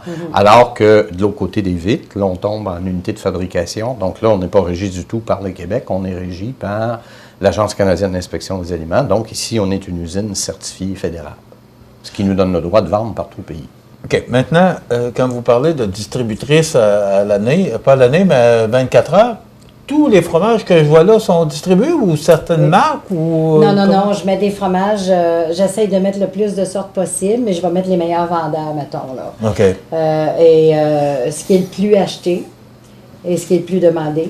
Donc, je mets ça dans la distributrice qui sont au même prix que le prix au comptoir. Et les gens peuvent se les procurer là, à tout temps de la journée. Okay. Des fois, ici, c'est bien plein, puis ils retrouvent la même chose de l'autre bord. Au lieu d'attendre, ils vont à la distributrice. Parce qu'on se retrouve souvent avec les croisiéristes, par exemple, qui viennent avec Croisière AML La Chance. Alors, il est fréquent de voir 75-80 personnes qui s'alignent à la porte ici. Okay. Quand ça débarque, puis eux aussi, ils sont minutés, ils ont un certain temps de passer ce temps-là. Comme nous d'ailleurs. On n'a pas le choix, il faut que le bateau parte. Oui, c'est ça. Alors, tout ça, c'est dans cette idée-là. Puis il y a un second point de vente qui prend la relève, finalement, toujours au même tarif que le prix du comptoir. C'est le magasin de Lille, qui est la coopérative locale, gruoise, des insulaires, le petit magasin d'épanage. Et ils tiennent les mêmes fromages que nous avons ici à la fromagerie. Il y a une rotation qui se fait régulièrement pour assurer la fraîcheur. Mais si on prend un morceau de fromage qui vaut 7 $ ici, il vaut 7 $ dans ma chaîne distributrice, puis il vaut aussi 7 $ au magasin de Lille. Donc, le client n'est pas floué, n'a pas l'impression qu'il a acheté trop cher, moins cher. C'est le même prix partout. C'est toujours le même prix. Donc, de cette façon-là, et là, on s'assure d'avoir une disponibilité, puis garder les touristes qui viennent, les visiteurs qui viennent à Lille, de pouvoir vivre leur expérience fromagère. Comme vous avez fait ça la première fois l'an passé, est-ce que les gens ont apprécié pour reprendre l'expérience? Oui. J'ai été obligée d'acheter des nouveaux caclons, j'ai été obligée de... Ben voyons donc. Hein? Ça a été une formule très très belle formule. Oui. Très belle formule. Les gens ont adoré parce qu'ils ont les outils pour faire la fondue, soit manger la fondue aux 3 fromages de Lille, ou soit prendre tout simplement un morceau qu'ils vont acheter, puis le faire fondre, puis le déguster comme ils veulent. Okay. La même chose pour la raclette. Cette année, ça sera nouveau, la raclette. Et puis, les gens adorent cette formule-là parce que c'est familial, c'est accessible, puis les prix accessibles également. Puis moi, j'ai toujours les pains ici que je donne avec les fondus. Fait que je peux pas faire de sandwich ou des choses comme ça. Moi, je vais offrir une expérience fromagère. Donc, j'ai les pains, j'ai des biscuits. Qui est votre spécialité, naturellement. C'est ça, je ne veux pas devenir un restaurant. Je veux devenir une femme ou un endroit qui donne la chance de pouvoir goûter les produits et de les acheter après. Autrement dit, je vais les rendre dépendants, puis après ça, je vais les vendre. C'est ça. Bon, c'est correct, ça. On s'en va dans la bonne direction. Puis ce qui est intéressant, si je rajoute pour terminer ce point-là, c'est compte tenu qu'on débute vraiment l'expérience fromagère, c'est-à-dire que les gens pourront goûter un petit morceau, acheter ici, un plus gros ou un plus petit, comme ils veulent, bien, en grande période d'affluence, ça va nous permettre maintenant de garder des fromages qui sont un petit peu plus âgés, fromages qui sont un petit peu plus affinés. Donc, pour les amateurs qui veulent avoir de quoi qui est vraiment à pleine saveur, comme un fromage affiné, bien, on va l'avoir de disponible. Parce que, règle générale, les inventaires qu'on a ici à la fromagerie, c'est toujours des inventaires qui sont très jeunes. Sinon, le stock de la semaine, comme on dit, il est déjà sorti, il est parti sur le continent. OK. Il est déjà dans le supermarché. Oui. Ça complète notre première partie. On va revenir avec Daniel dans quelques instants. On va faire une courte pause. Et après ça, on va revenir avec Daniel. Puis là, on va parler plus de la fromagerie. Comment ça se passe? Merci, Michel. Merci beaucoup, Michel Beaulieu. Alors, j'invite les gens en grand nombre parce que c'est vraiment une belle formule et appréciée de tous. Voilà, l'invitation est lancée. Puis je trouve tellement le fun, la formule que vous nous proposez. Oui. Merci beaucoup, Michel. Merci. Alors, on s'arrête quelques instants, on fait une courte pause et on revient avec Daniel dans quelques secondes.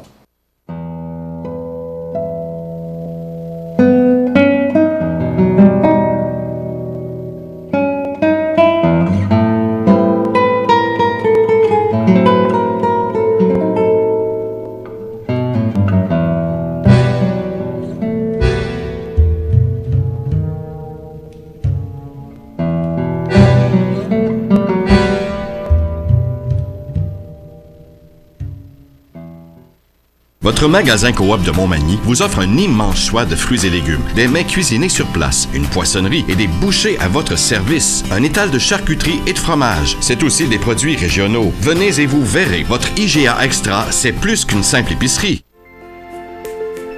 Profitez des avantages exclusifs aux membres des Jardins. Visitez le www.desjardins.com pour les découvrir. Les caisses Desjardins de la région vous souhaitent bonne journée. Vous regardez cmatv.ca. Alors, Daniel Leduc, qui est directeur principal de la fromagerie L'Île aux Grues, merci d'abord de nous recevoir. C'est la moindre des choses que de vous accueillir. Moi, je trouve ça fun. Ici. Daniel, ça se développe à des pas de géant, la fromagerie de L'Île. Effectivement. Beaucoup de nouveaux fromages. Bon, la façon de servir à l'extérieur.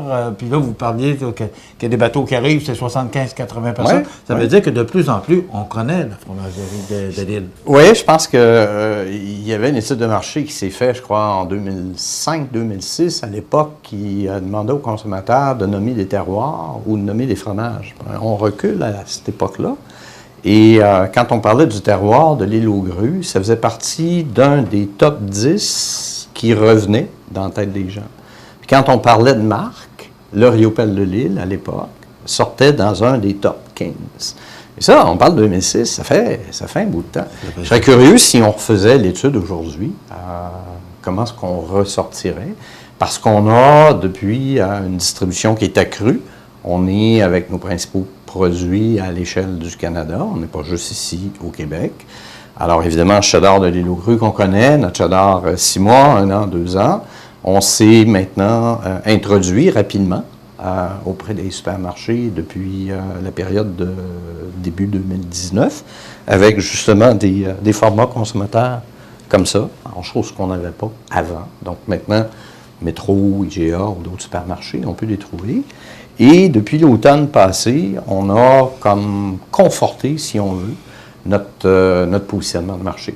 Compte tenu qu'on est à l'île, sur une île, on est vraiment isolé du continent les 12 mois par année. On a le service de traverse l'été, mais on n'est pas en position d'entrer de lait ou de sortir de lait. Donc, on est vraiment dans une position où on transforme la totalité des laits de l'île par nos producteurs laitiers ici.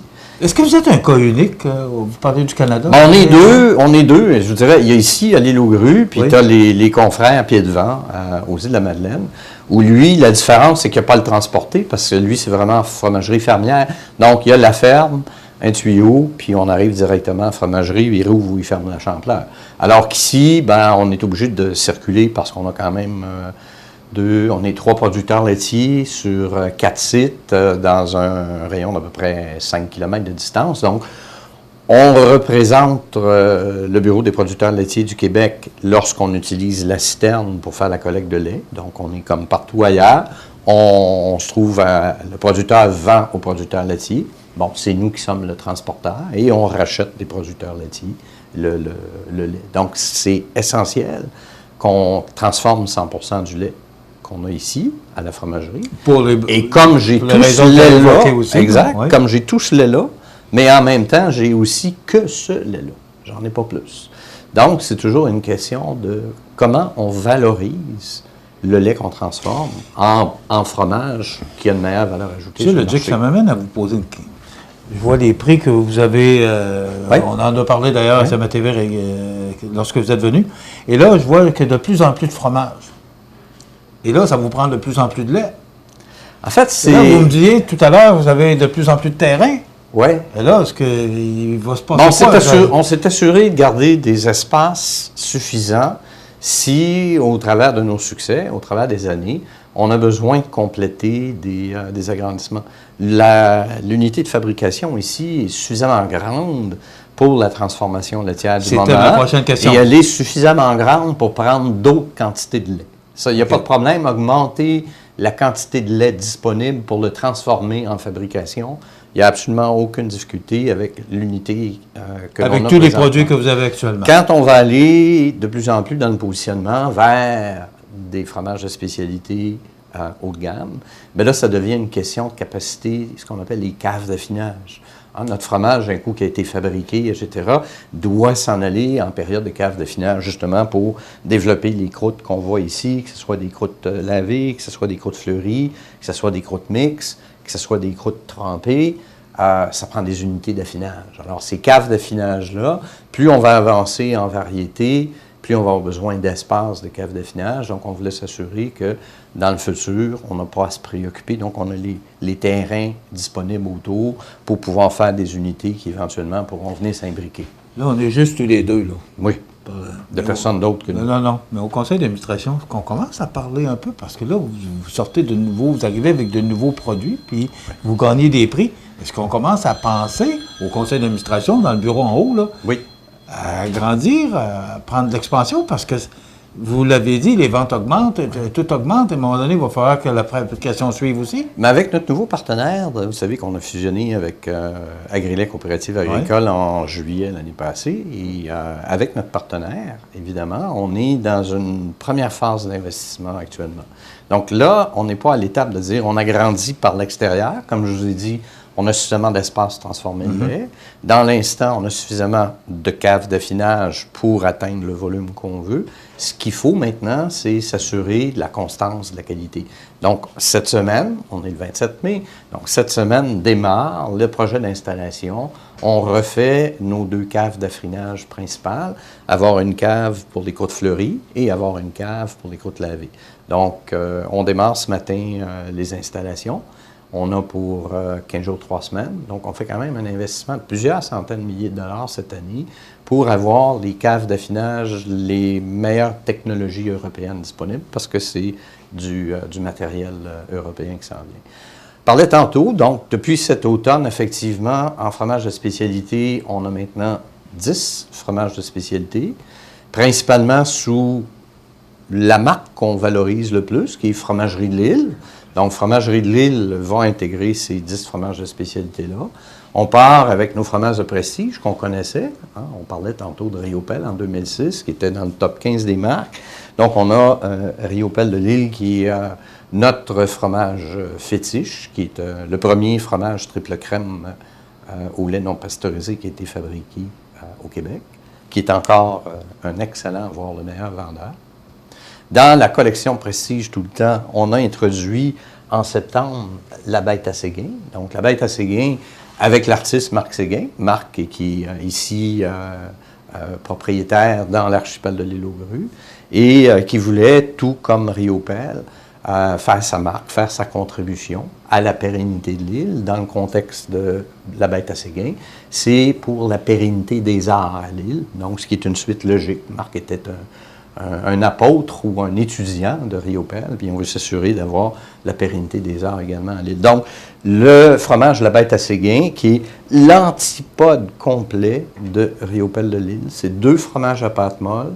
Autant le Riopelle, qui est un triple crème, qui est crémeux, qui est fondant, qui goûte le beurre, autant quand on va à un fromage comme La Bête à Séguin, on voit une croûte qui est un peu abîmée, une croûte qui est colorée. On dégage un nez de foin prononcé. On a un goût qui est très, très costaud en bouche. Alors, c'est vraiment des fromages complètement l'opposé. Dans la gamme Prestige, reste le fromage mi-carême qu'on ne voit pas sur la table parce qu'on a pris la décision l'année passée de le rendre saisonnier, donc de vraiment profiter et faire un happening de l'activité de la fête de la mi-carême ici à Lille. Donc, c'est un fromage qui va être commercialisé début janvier jusqu'à la fin mars chaque année. Maintenant, dans l'aura de Fromagerie de Lille, dans les 7 autres produits, alors, Tom de Grossil, qui, et je le montre, qui a eu un petit changement d'étiquette. Donc, Tom de Grossil, maintenant, prend les visuels de Fromagerie de Lille, l'ensemble du portefeuille avec la marque Fromagerie de Lille ici, la silhouette de l'île aux Grues, et chacun des produits dorénavant aura sa signature avec une couleur qui va le distinguer. Donc, dans le contexte ici, Tom de Grossil, qui est un des produits que nous avions, qui avait été à l'arrivée d'un des producteurs il y a déjà de ça plus d'une douzaine d'années.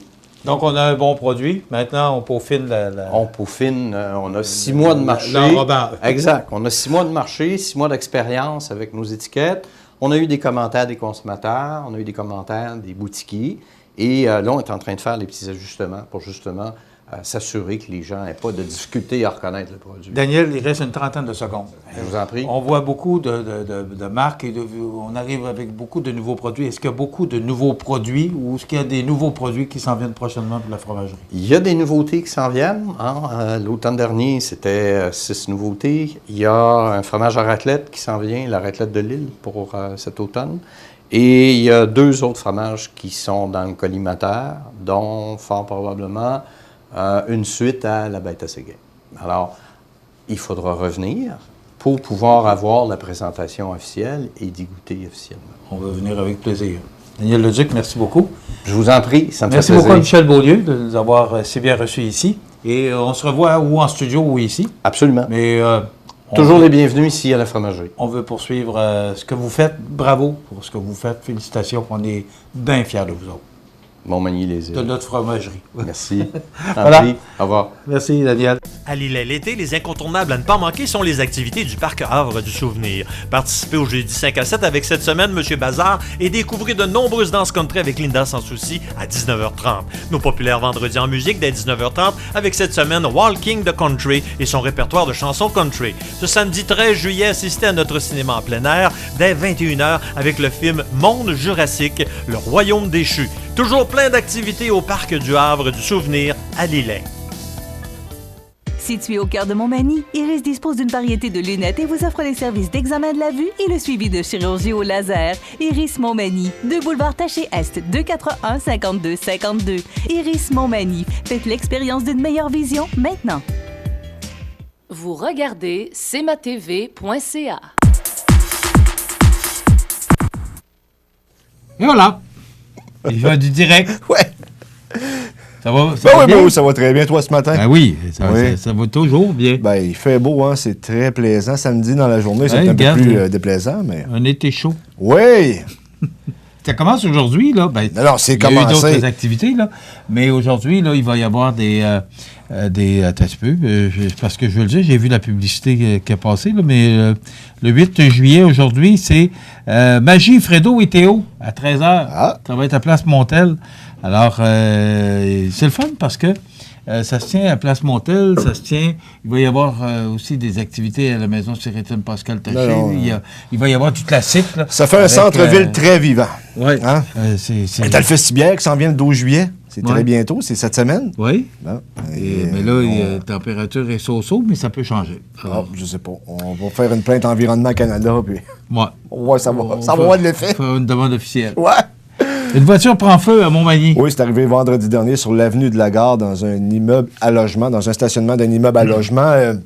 Ça a pris feu de même. Oui, on ne connaît pas l'origine du feu, mais on pense que c'est un problème mécanique. On ne voit pas d'autres choses. Heureusement, de ce que j'ai su, je ne l'ai pas marqué dans le texte, mais le gars était chanceux, malchanceux. Malchanceux dans le sens qu'il venait d'acheter la voiture, mais chanceux dans le sens qu'il avait payé 120 $. Ça... Okay. C'est ce qu'on m'a dit. Il a payé l'auto 120 $. Oui. Je veux dire, si tu vas la porter à la cour à scrap, ben, tu devrais rentrer dans ton argent. OK. On voit bien pas de mort, pas de blessés. Les images parlent d'elles-mêmes que l'auto ne reprendra pas la route. Mais je pense que ça s'est mis à brûler dans le véhicule parce que tu as vu qu'on a arrosé l'intérieur. Ah, mais normalement, c'est là que ça... Oui. Parce que c'est les sièges. Je sais pas. Écoute, on sait pas tout. On connaît ça, nous autres, de bon. Oui. Hein? Le retour du décor Mercier de Montmagny n'est pas garanti. Écoute, Michel, ça faisait quelques semaines, voire des mois, qu'on était au courant de certaines tractations entre l'Everest et le décor Mercier. Parce que tu sais que pour les publicités des banques, c'était l'Everest qui avait pris ça en charge et après, elle devait redistribuer l'argent qu'elle avait fait selon un barème. Il y avait une entente tacite entre les formations, le hockey mineur et depuis un certain temps, depuis au moins le mois de janvier qu'on attend après le montant. Ce qu'on dit du côté de l'Everest, c'est qu'on ne connaissait pas encore le montant à donner, il y avait des choses à calculer, mais pareil, depuis le mois de janvier, on avait repoussé ça au mois de mars, ensuite de ça au mois de juin. Et là, on a de l'inquiétude du côté du décor Mercier, qui est l'équipe senior qui évolue dans la Ligue de hockey Côte-Sud, parce que il y a eu 125 personnes de moyenne par match en moins cette année. Au décor Mercier. Au décor Mercier, lors des parties à Montmagny. Ça veut dire que ça fait environ 8 000 $ de moins dans les coffres du décor Mercier. Et là, si on n'a pas l'argent que l'Everest nous doit, on ne sera pas capable de partir la saison. Avant ça, quand l'Everest n'était pas là, le décor Mercier offrait les bandes aux entreprises. Et là, maintenant, il y a eu une entente. Et là, c'est l'Everest qui devenait responsable de la vente de la publicité sur les bandes avec une entente avec le décor Mercier. Il y avait les canotiers puis il y avait le hockey mineur là-dedans aussi. Et là, le décor Mercier doit de l'argent à la ville pour des heures de location de glace. Et là, il faut que le décor Mercier donne aussi sa réponse pour la Ligue. À la Ligue, oui. Savoir s'ils sont là ou s'ils ne sont pas là. Il faut vraiment qu'il y ait l'argent le plus rapidement possible parce qu'on risque de perdre. Mais selon Raymond Morin, ça va se régler. Oui, ça devrait se régler. Il nous a dit qu'elle allait les payer. Mais tu sais que l'Everest a 25 000 $ en déficit cette année, mais on s'y attendait parce que c'est une première année. Ça, je pense que personne n'est surpris. Tout le monde, oui. Oui, mais sauf que l'objectif des spectateurs dans les estrades pour les matchs était de 500. Il y en a eu en moyenne 360 pour l'Everest. dont plusieurs quand même billets donnés, là, peut-être pas l'entièreté, mais au moins 60. Là, c'est sûr qu'on veut travailler sur une nouvelle stratégie de marketing pour l'Everest. Oui, puis tout devrait rentrer dans l'ordre. C'est ce que Raymond Morin nous a confirmé vendredi. Là. Mais sauf qu'il y avait des inquiétudes au début concernant l'arrivée de l'Everest et ça semble un peu se confirmer. Alors, c'est à suivre. Voilà, ben, ça complète notre émission. On vous invite à être des nôtres demain pour une autre émission d'information sur la Côte-du-Sud. Bonne journée, mesdames et messieurs. Participez à la 9e édition de la Tournée des vainqueurs, le 24 août prochain, sous la présidence d'honneur de la Dr. T. Wong, également conférencière lors du souper spaghetti qui clôturera l'événement. 3 parcours s'offrent à vous, dont le 50, 90 ou 130 km. Nouveauté cette année, Marche des vainqueurs, parcours de 5,6 km, peut être repris 3 fois pour un total de 16,8 km. Inscrivez-vous d'ici le 15 juillet pour recevoir votre maillot. Pour plus d'informations, latourneedesvainqueurs.com. La résidence Manoir Saint-Louis pour vivre au quotidien dans une ambiance familiale. Activités pour tous les goûts et tous les âges. La résidence Manoir Saint-Louis pour personnes autonomes et semi-autonomes, rue Saint-Jean-Baptiste à Montmagny. Pour vivre paisiblement et en toute sécurité. 248-0071. L'émission Bonjour Côte-du-Sud, une présentation de Guy Simard Auto qui fait la vente de voitures usagées, la réparation et l'entretien de votre véhicule. Guy Simard Auto, 401 boulevard Taché-Est, Montmagny, 241-5611.